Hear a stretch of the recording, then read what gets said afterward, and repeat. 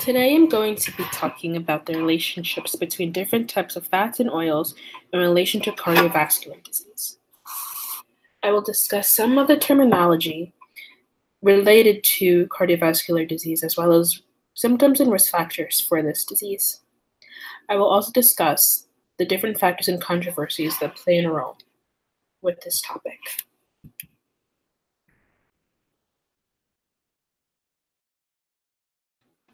Research on relationship between fats and cardiovascular disease can be traced back to the 1930s. There were three types of fats: trans fats, saturated fats, and unsaturated fats.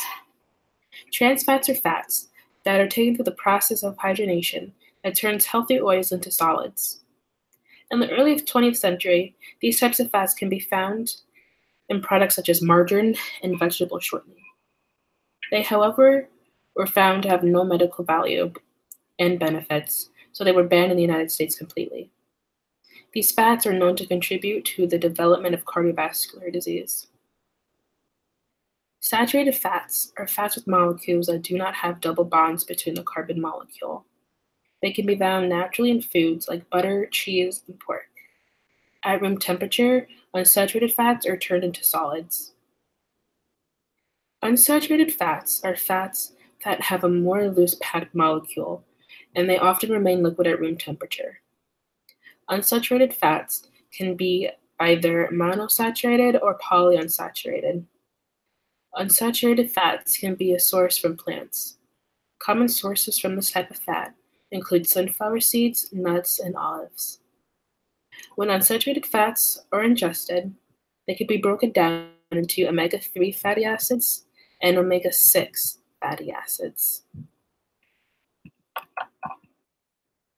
There are three types of cardiovascular disease: coronary heart disease, heart failure, and stroke. Coronary heart disease is the most common form of heart disease. It is when your arteries are narrowed and develop plaque, which limit the supply of blood to the heart. Coronary heart disease can also be there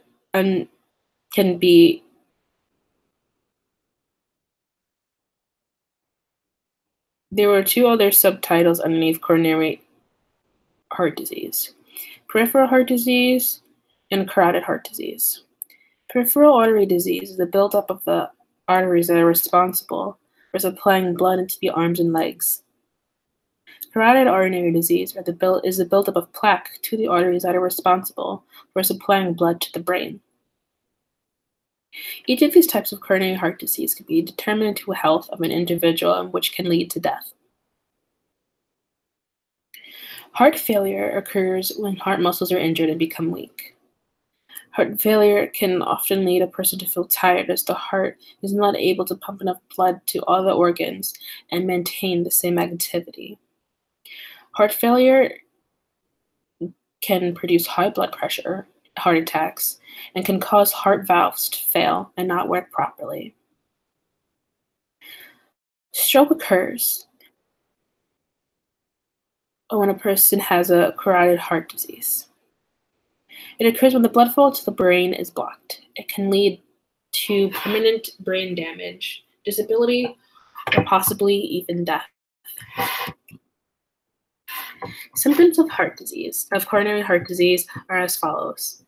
For coronary heart disease, there is shortness of breath, discomfort in shoulders and arms, pain in the jaw, back, or neck, nausea, lightheadedness, and fatigue, and chest pain. For heart failure, there can be shortness of breath, fatigue, history of heart murmurs, enlarged heart, and diabetes, which includes diabetes 1 and 2.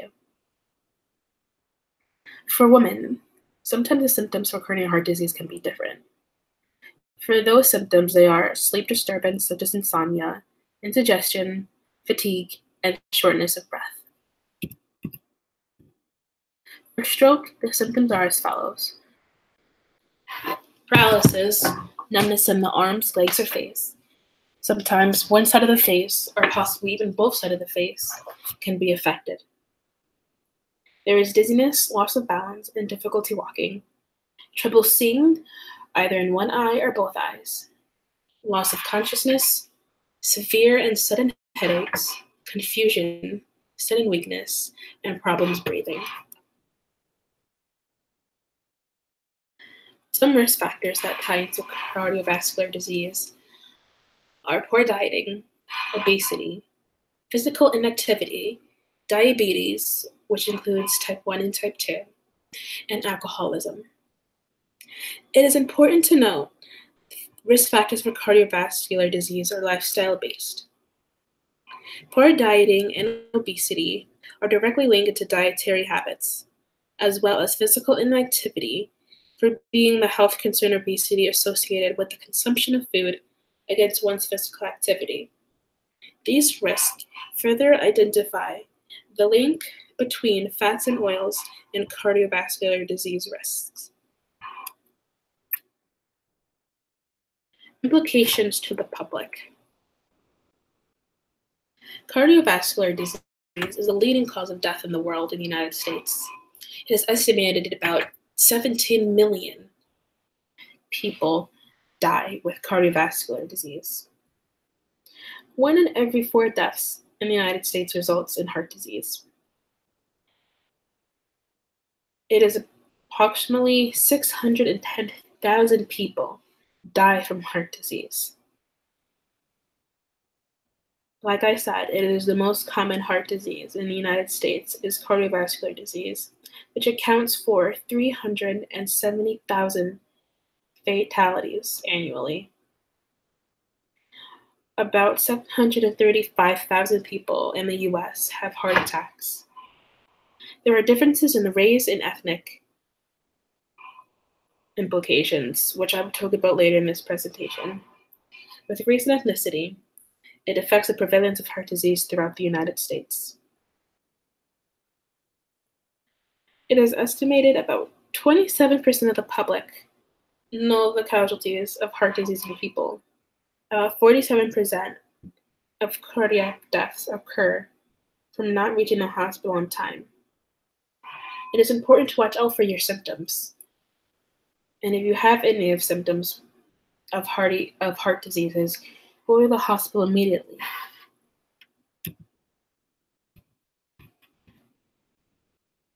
Controversies. There are several medical studies that state the consumption of saturated fats as being significant risk factors for cardiovascular diseases.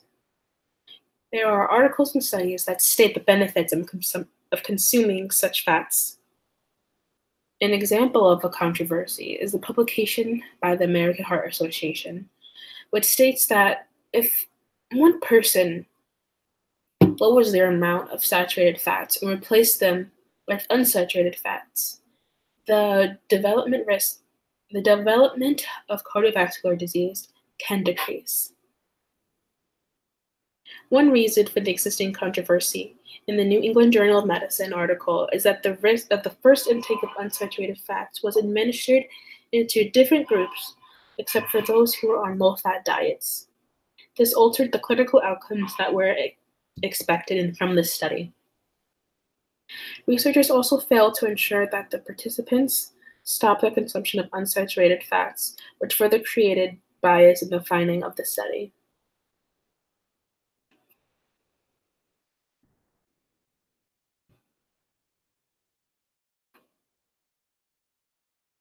The controversies that came up with regards to the link between cardiovascular disease and consumption of fats stem from different consumptions. One assumption regarding the normal biological function and how the human diet affects this process. The assumption has led to researchers to conclude that the consuming of saturated fats is harmful, whereas consuming unsaturated fats, preferably polyunsaturated fats, has no health risk in the long term. However, there are a few long-term clinical trial testing and hypotheses leading to even more controversy. In order to ascertain any hypothesis to the desired medical standard, performing a randomized controlled trial should be concluded, given that many of the different types of cardiovascular disease often take some time to accumulate. Some of these trials should consider long-term studies ascertain what the effects, if any, that consumption of unsaturated fats can particularly realize. Political factors. The implications of consuming unsaturated fats have been an issue towards medical studies as well as for different conclusions. One consideration is the placebo problem, where pharmaceutical science and evidence-based medicine present similar results. When it comes to performing a double-blind placebo-controlled trial, nutritional science failed to consider the double-blind standards. The difference in the standards comes to a different medical approach, which continues to create a controversy exactly which fats are harmful to the health of people and which ones are safe. The difference in significant criteria creates a political controversy that trickles down to the findings of certain studies. For cultural factors, as I mentioned before, the different ethnicities are often present in differences of the prevalence of cardiovascular diseases. One of the primary reasons for this difference in dietary habits, which often are culturally influenced. The CDC found that American Indians or Alaskan Natives account for about 18% of the total deaths resulting from cardiovascular diseases, whereas non-Hispanic Blacks and non-Hispanic whites account for 24% of cardiovascular disease. Each statistic furtherly imply that there are cultural factors that increase or decrease the prevalence of cardiovascular diseases. One of the most important approaches that can give insight is to look into foods that are associated with the different cultures and assess their risk factors on regards of what they eat that can relate to cardiovascular disease. Social factors. With diets, socioeconomic factors are imperative consideration. People can eat what they want, but mostly people eat what they can afford. A study found that there are links between educational level, occupation level of income, and the prevalence of cardiovascular disease. Researchers found that people with low socioeconomic status are more likely to consume white bread, pasta, and refined cereals, whereas those with the high socioeconomic status are likely to consume whole grain products and fruits, which are more healthier for you than white breads and pastas. Low-income families are more likely to consume a lot of saturated fats and fast foods because they're not allowed to afford healthier products such as olive oil, which is considered an unsaturated fat and is more money, but it is healthier for you than to consume margarine and vegetable shortening. Ethical consideration and action. Given the severity of cardiovascular diseases, it is important to pursue a medical evidence and have several considerations made. One, for example, is to have a long-term effects in consumption of saturated fats against unsaturated fats, which are likely to develop awareness regarding the health-related risk. The World Medical Association requires enrollment of any medical study with participants that must be informed about the medical procedure and aim and high to inform the consent of ensure that they are resolve the research of any complications that might arise from their study. It is also important for the medical community to develop long-term studies that do not risk a human person's life, but for them to pursue a gain of knowledge of what they're consuming for a healthy diet. People participating in these studies might develop complications that are irreversible. One of the approaches that can be is to perform a study that can conclude monitoring the dietary habits of these participants. Researchers will require to keep a journal to log the frequency of the consumption of different foods that they consume. Ensure that all scientific research standards are upheld will significantly improve the overall value of the data that is collected from these participants and what they consume. In performing long-term studies, It is important to ensure an appropriate method through which medical research can be done without violating any ethical considerations. If these considerations are not ensured, this will further invalidate a problem of controversies with reference to the link between different types of fats and cardiovascular diseases.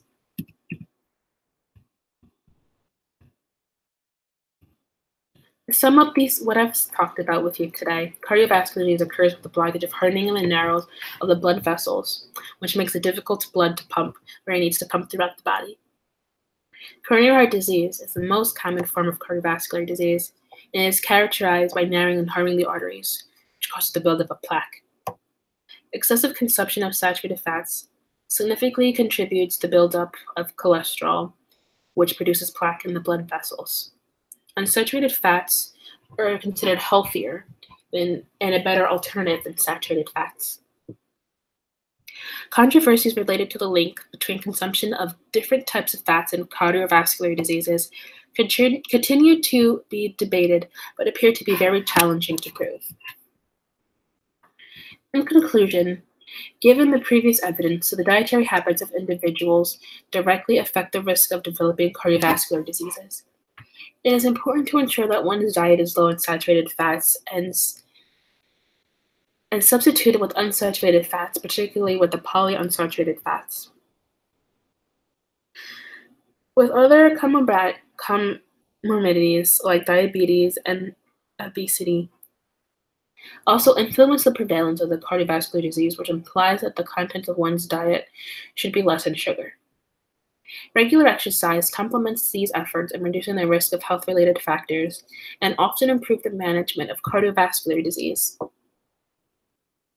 And these are my references.